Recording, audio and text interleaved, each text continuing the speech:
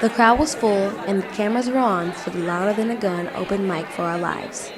The event was created for activists, writers, and poets to share their stories on gun violence at the Bus Boys and Poets restaurant in D.C. Giant round of applause to all those Bus Boys and Poets for having us here. Among the many who took the stage for semi-auto.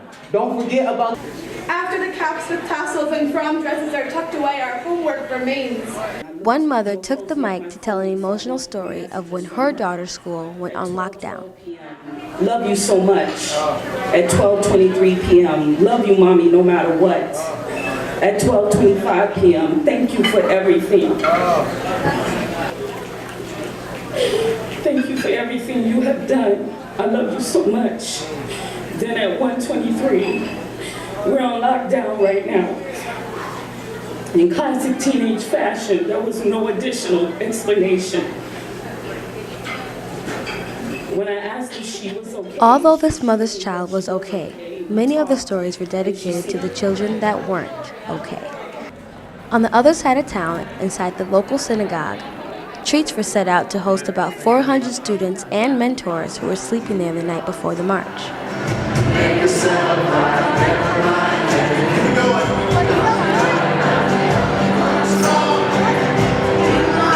You know, I'm hoping that they learn how valuable their voice is, how much power they hold.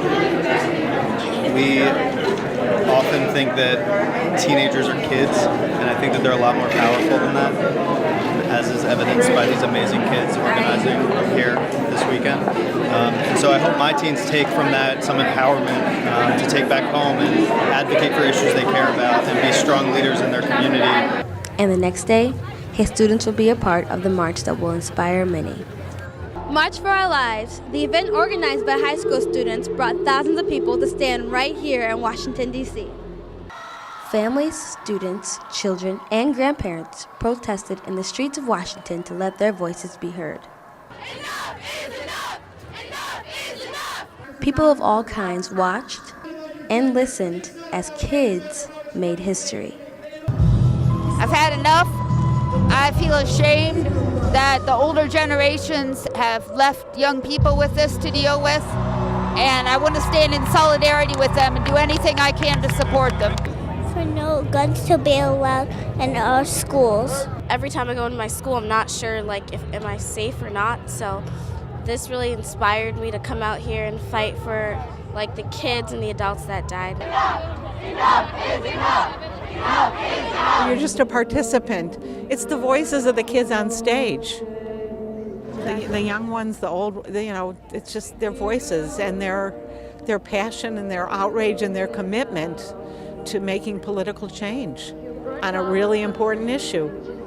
And I'm just glad my children grew up before they had to worry about this in school. Some say this may have been the largest youth movement since Vietnam, spreading hundreds of sister rallies in cities across the world. After the large turnout for the March for Our Lives event in Washington, D.C., organizers are hoping that people will take the next step and vote. For Media Milwaukee, I'm Anijah White.